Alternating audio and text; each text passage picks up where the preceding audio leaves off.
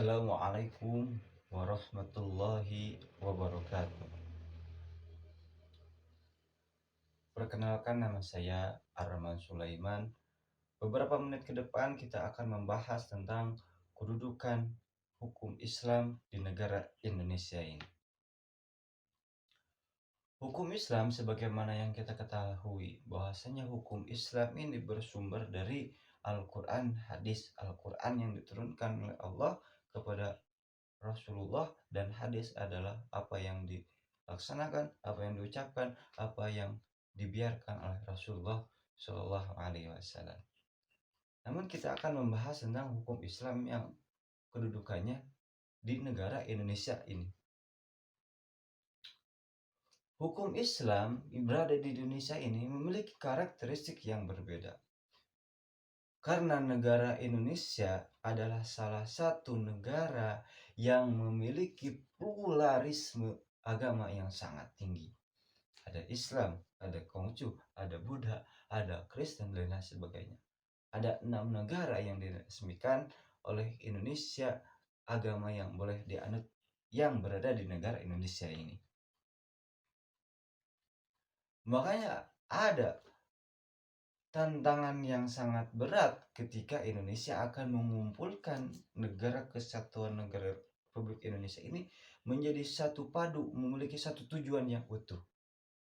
Seperti halnya ketika zaman dulu negara Indonesia ini, ketika zaman dulu masih berada pada kerajaan-kerajaan masing-masing dengan berbagai macam pemikiran, dengan berbagai macam agama, Islam dan lain sebagainya.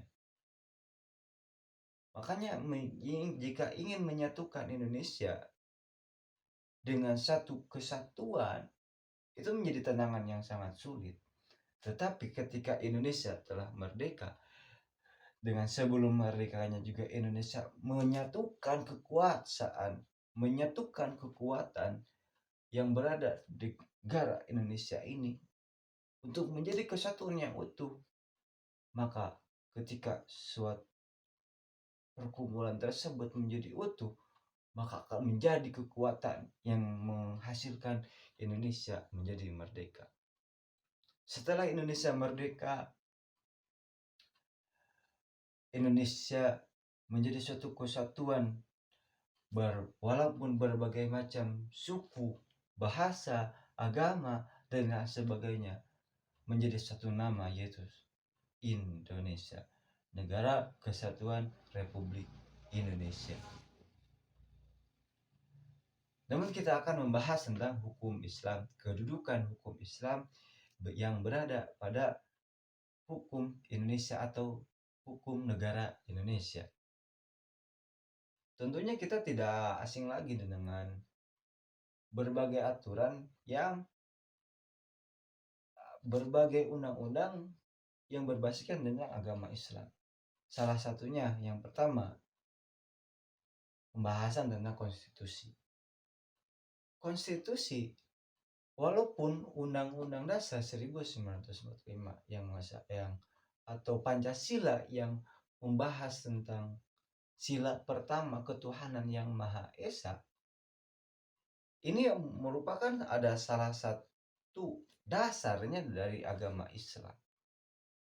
Ini membuktikan bahwasanya agama Islam yang merangkul supaya Indonesia menjadi kesatuan yang utuh, tidak adanya bahasa pada kalimat ini ketuhanan hanya kepada Allah, tapi ketuhanan yang Maha Esa. Ini membuktikan bahwasanya boleh kita untuk beragama sesuai kepercayaan masing-masing. Itu dengan pembahasan konstitusi. Yang kedua, tadi yang pertama konstitusi, yang kedua adalah hukum keluarga yang ada di Indonesia. Hukum keluarga ini salah satunya menjadikan undang-undang berlandaskan dengan hukum Islam, seperti halnya Undang-Undang Dasar Nomor 1 Tahun 1974 yang membahas tentang pernikahan. Nah, yang membahas tentang pernikahan ini adalah dasarnya dari agama Islam. Makanya hukum Islam di negara Indonesia ini banyak sekali yang dianut oleh negara Indonesia. Salah satunya adalah tentang pernikahan. Itu yang kedua, tentang hukum keluarga. Yang ketiga adalah tentang peradilan agama. Peradilan agama juga kita disahkan oleh negara, diperbolehkan oleh negara. Dengan peradilan agama ini di dalamnya tentang membahas tentang beragama Islam. Seperti halnya peradilan agama ini ketika akan bercerai, ketika akan menguruskan surat wasiat, surat wakaf dan sebagainya. Ini berlandaskan dengan hukum Islam. Makanya hukum Islam yang poin ketiga saja ya. Hukum Islam di Indonesia ini menjadi salah satu dasar atau salah satu hukum yang masih digunakan oleh hukum Indonesia yang dijadikan oleh Undang-Undang Dasar.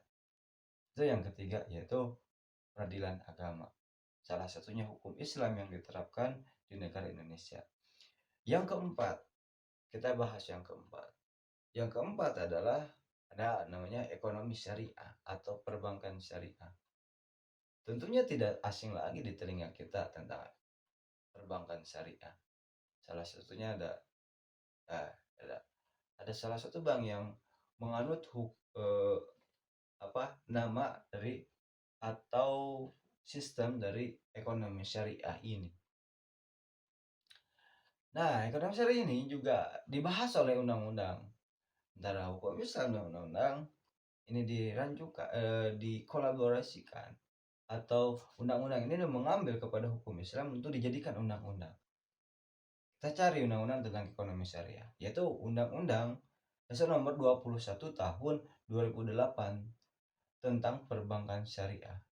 Jadi boleh Indonesia ini banknya dianut atau mengikuti perbankan syariah, mengikuti hukum syariat agama Islam. Itu yang keempat. Yang kelima adalah ada aspek zakat dan wakaf.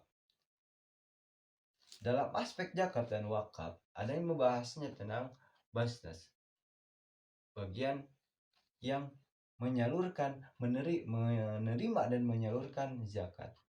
Ini juga disahkan oleh agama. Disahkan oleh negara. Yang mana basnas ini memiliki fungsi untuk menyalurkan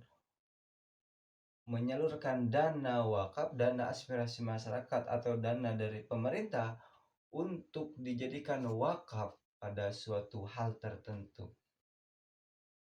Ini berlandaskan dari agama Islam, berlandaskan dari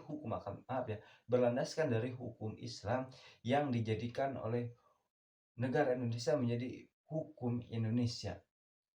Kenapa ini dijadikan hukum Indonesia? Karena salah satunya dengan cara basnas ini, Badan Amil Zakat bisa membantu masyarakat yang kurang mampu, bisa membantu masyarakat yang kurang bisa mendapatkan pendidikan yang utuh dengan memberikan suatu beasiswa kepada masyarakat yang kurang mampu dengan persyaratan yang tertentu seperti itu. Makanya dapat disimpulkan hukum Islam di Indonesia, kedudukan hukum Islam di Indonesia masih banyak digunakan dalam tata aturan yang berada di Indonesia. Walaupun Indonesia memiliki banyak agama, banyak pandangan agama, tapi tetap hukum Islam ini tetap digunakan karena Indonesia merupakan salah satu mayoritas penduduknya beragama Islam. Mungkin cukupkan saya saja sampai sekian. Bila ada perkataan yang salah mohon dimaafkan. Jika ada perkataan yang benar itu mutlak datangnya dari Allah. Jika ada perkataan yang salah itu mutlak datangnya dari saya pribadi. Wabillahi taufiq wal hidayah waridha wal inayah. Wassalamualaikum warahmatullahi wabarakatuh.